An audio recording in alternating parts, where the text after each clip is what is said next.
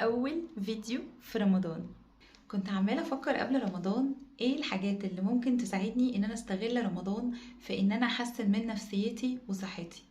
وكنت درست في الكوتشنج ان انت لما تحب تغير حاجة في روتين يومك ككوتش بتسأل الكلاينت بتاعك ايه الروتين المثالي بالنسبة لك. ففعلا سألت نفسي السؤال ده وبدأت اكتب الحاجات اللي انا عايزة اواظب عليها في رمضان.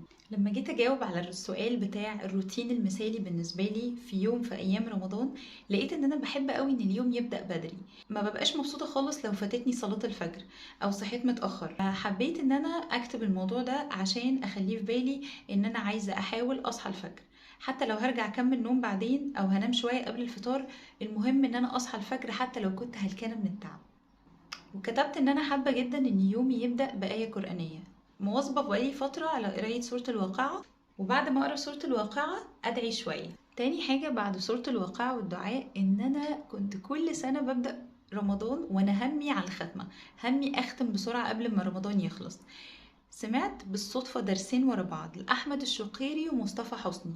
الدرسين كانوا بيتكلموا عن إن ما يبقاش همك هتخلص السورة إمتى، وخلي همك القرآن وصل لقلبك إزاي. فبدأت إن أنا كل يوم ممكن أقرأ حتى لو صفحة بعد الصلاة، أدخل أشوف التفسير بتاعهم. أنا بشوف التفسير بتاعهم على أبليكيشن على الموبايل، سهلة جدا، بتكتب الآية وهو بينزلك التفسير بتاعها على طول. تالت حاجة كتبتها ان انا مش عايزة افوت التراويح خالص. يعني كل سنة كنت بغلط غلطة ان انا يا اما اصلي ال11 ركعة بتوع القيام يا اما ما اصليهمش خالص. فقررت ان انا هواظب على التراويح كل يوم، سواء انا كنت قادرة اصلي ال8 ركعات بتوع القيام والشفع والوتر، او انا قادرة اصلي ركعتين اتنين من القيام. المهم ان انا هحاول ما فوتش القيام خالص طول شهر رمضان. رابع حاجة كتبتها في الحاجات اللي عايزة أواظب عليها في رمضان هي إن أنا أواظب على أذكار الصباح والمساء. بقيت أعمل لها ريمايندر على الموبايل عشان أخد بالي إن أنا ما فوتهاش. أخدت بالي إن مفيش تقريبا شيخ أو داعية سمعته بيتكلم عن الدين إلا وهو بيتكلم في فضل أذكار الصباح والمساء، إن هي بتحصن المسلم من الحسد والهم والغم وبتخفف عنه. خامس حاجة كتبتها عايزة أواظب عليها السنة دي إن شاء الله هي إني عايزة أركز على أوقات استجابة الدعاء. الوقت بتاع قبل المغرب ووقت صلاة الفجر والتلت الأخير من الليل. عشان موضوع التلت الأخير من الليل ده ما كنتش فاهماه قوي.